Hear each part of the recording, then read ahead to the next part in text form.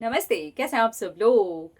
होओपोनोपोनो prayer ने सिर्फ 3 दिन में ही अपना मैजिक दिखा दिया और सेल्फ लव ने 4 महीने के अंदर-अंदर सामने वाले के हाथ-पैर जुड़वा दिए इनसे। अब ख़ैर, इनको रिलेशन में रहना है कि नहीं रहना वो अलग बात है। पर चलिए पहले इनकी सक्सेस स्टोरी पढ़ लेते हैं। हेलो शांभवी दीदी, मेरी सक्सेस स्टोरी जब आप शेयर करें अपने चैनल पर, पहले तो मैं ये रिक्वेस्ट करना चाहूँगी कि मेरा नाम ना शेयर करें और दूसरा ये आपसे रिक्वेस्ट करना चाहूँगी कि मेरी सक्सेस स्टोरी आप ज़रूर शेयर करें। मेरा एक टॉक्सिक रिलेशनशिप था। वो इंसान मुझसे गाली-गलौज करके बात करता था और बहुत ही गंदी भाषा में मुझसे बात करता था। शुरू के 1 साल तो वो इतना ज़्यादा केयरिंग था, इतना पैम्पर करता था, इतना अच्छे तरीके से बात करता था। लेकिन जैसे ही हमारा रिलेशनशिप दूसरे साल में पहुंचा, मेरी जॉब लग गई, अचानक से ही उसका ईगो हर्ट हो गया। हुआ ये था कि वो और मैं सेम जॉब के लिए ही प्रिपेयर कर रहे थे, लेकिन वो उसके लिए फेल हो गए।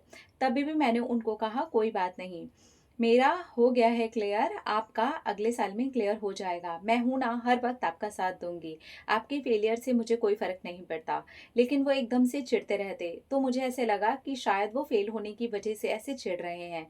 मैं उनको होपोनोपोनो प्रेयर देती, उनके लिए पॉजिटिव एफर्मेशंस देती, उनके बारे में पॉजिटिव सोचती। एक दिन तो हद ही हो गई, उन्होंने मुझसे गाली दे करके तो बात की ही की, और जहाँ पर मैं उनसे मिलने के लिए गई थी वहीं पर मुझे खींच करके एक थप्पड़ भी मार दिया, क्योंकि उनको गुस्सा आया हुआ था। अब धीरे धीरे करके मुझे ये टॉक्सिक लगने लगा। फिर मुझे लगा कि ये इंसान ऐसा क्यों कर रहा है। फिर मैंने ये नोटिस किया कि जो 1 साल हमारा अच्छा भी गया था उसमें, क्योंकि मेरी फाइनेंशियल कंडीशन अच्छी नहीं थी, मेरा बैकग्राउंड भी बहुत अच्छा नहीं है, मेरी फैमिली में भी फाइनेंशियल बहुत ज़्यादा इशू हैं, मेरे फादर नहीं है, मेरी सिर्फ मदर है। हर तरफ से मैं बहुत ज़्यादा दुखी थी। इसलिए उस इंसान को इस बात से उसकी ईगो सैटिस्फाई होती थी कि वो बस मुझे किसी भी तरीके से सहायता करता है, हेल्प करता है, और तभी भी वो मुझे घमंड में बात सुना देता था। लेकिन तब मैं ये सोचती थी कि शायद प्यार है, ये घमंड नहीं है। लेकिन अब मैंने जब पीछे मुड़ करके देखा तो ये सोचा कि इस 1 साल में इस इंसान ने जितना किया है उससे 10 गुना ज़्यादा तो मुझे सुना दिया है। आज मैं इसका हाथ पकड़ कर के चलने के लिए तैयार हूँ, लेकिन ये तो हद मचा रहा है। उसका थप्पड़ खाने के बावजूद भी मैंने उसको कॉल किए, मैंने उसको सॉरी बोला, मैंने ही बोला कि मैंने तुम्हें गुस्सा दिला दिया। मुझे ये समझना चाहिए कि तुम फेल हो गए हो तो अंदर ही अंदर नेगेटिव हो रहे हो। लेकिन मैं तुमसे प्रॉमिस करती हूँ, चाहे कुछ भी हो जाए, तुम्हारी जॉब लगे या ना लगे, मैं तुम्हारे साथ हूँ। शांभवी दीदी, मैं भगवान कसम खा के कहती हूँ, मैंने ये नहीं सोचा था कि वो फेल हो गया है तो मैं उसका साथ छोड़ दूंगी। जबकि मैं उसके टॉक्सिक पैटर्न को भी यही सोच करके चल रही थी कि शायद वो फेल हो गया है इसलिए ऐसा कर रहा है। लेकिन नहीं, धीरे से मुझे और भी कुछ बातें पता चली। जब हम दोनों रिलेशनशिप में थे, वो अपने दोस्तों को हमारी कुछ प्राइवेट पिक्चर्स दिखा करके उस पर जोक क्रैक किया करता था। ये सब कुछ मुझे बाद में पता चला। और उसके बाद भी थप्पड़ मारे हैं और मुझसे बदतमीजी से बात की है। एक दिन तो वो मेरे घर आ गया, मेरी मम्मी के सामने ही मुझे गाली दे करके बात करने लगा और फिर यही ऐसी बातें बोली जो मैं नहीं लिख सकती हूँ।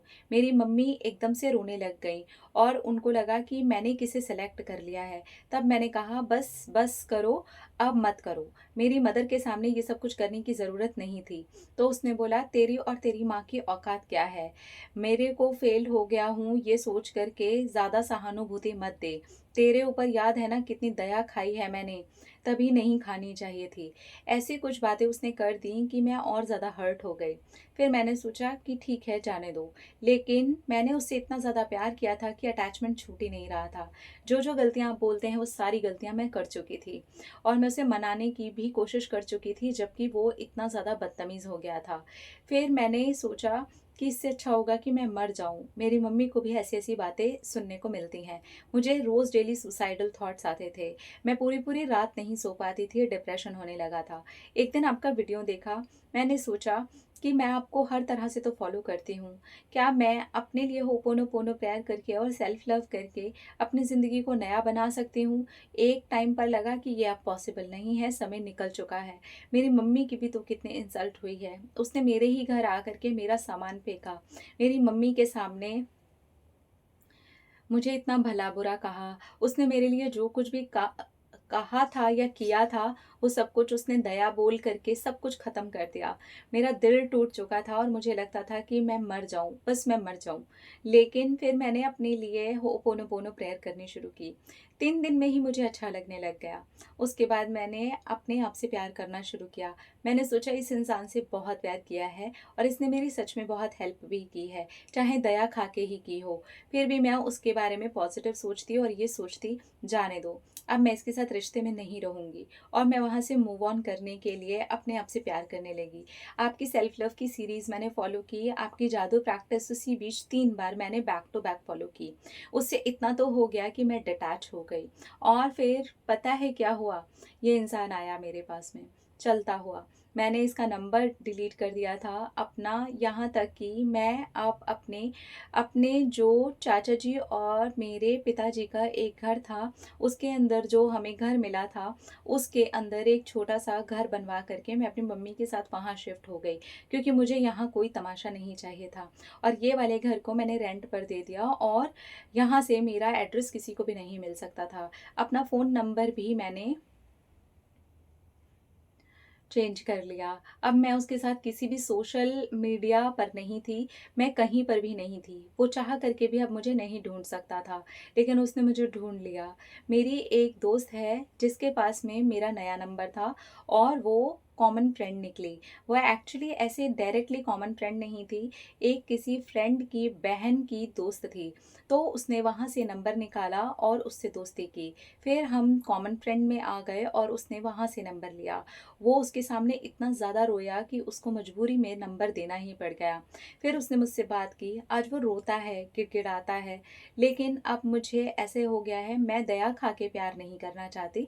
मैंने बहुत ज़्यादा प्यार किया था, लेकिन अब मुझसे नहीं हो पाएगा। I am really very sorry.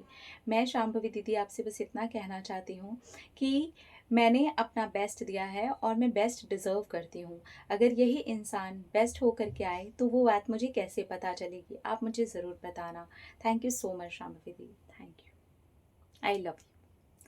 देखिए, अगर उसकी एपोलॉजी है, रियल में वो सॉरी है ना, तो उसका बिहेवियर आपके प्रति चेंज हो जाएगा। ये 4 दिन की, 1 महीने की, 2 महीने की सॉरी नहीं होगी।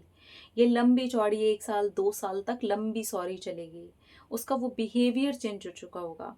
वो जितने लोगों के सामने आपके साथ उसने ये सब कुछ किया, उन सब के सामने आपसे बार बार माफ़ी मांगेगा, बार बार वो ये करेगा। क्योंकि देखिए, जब हमसे कोई गलती हो जाती है और हम रियल में उस चीज़ के लिए गिल्टी फील करते हैं, बुरा लगता है, तो हम किसी भी हद तक उस चीज़ को सही करने की कोशिश करते हैं ना, हम बार बार उसे सही करते हैं। अगर उसने बार बार उसे ख़राब किया था, तो वो बार बार पूरी अपनी जान लगा देगा कि वो उसे सही करे। इसलिए ऐसे टाइम पे पहली बात तो मैं कहूँगी, अगर इतना अब्यूज़िव और इतना टॉक्सिक रहा है, तो मेरी बहन, मूव ऑन कर चुके हो, निकल जाओ, ठीक है?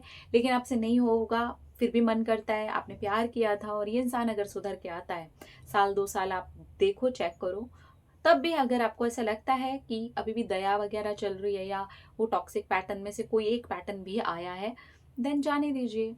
अदरवाइज़ आपकी चॉइस है डियर, मैं इसमें कुछ नहीं कह सकती, ये आपकी चॉइस है। मैनिफेस्टेशन तक मैं आपके साथ हूँ, बाकी जो आपकी चॉइस होती है वो आप ही की होती है, और मुझे लगता है वो डिसीजन आपके ही हाथ में होना चाहिए कि आप उस इंसान के साथ रहना चाहते हो अब या नहीं। अपना रखिए ख्याल, अपने आप से कीजिए ढेर सारा प्यार, ताकि आप अट्रैक्ट करें ढेर सारा प्यार। I love you. टाटा।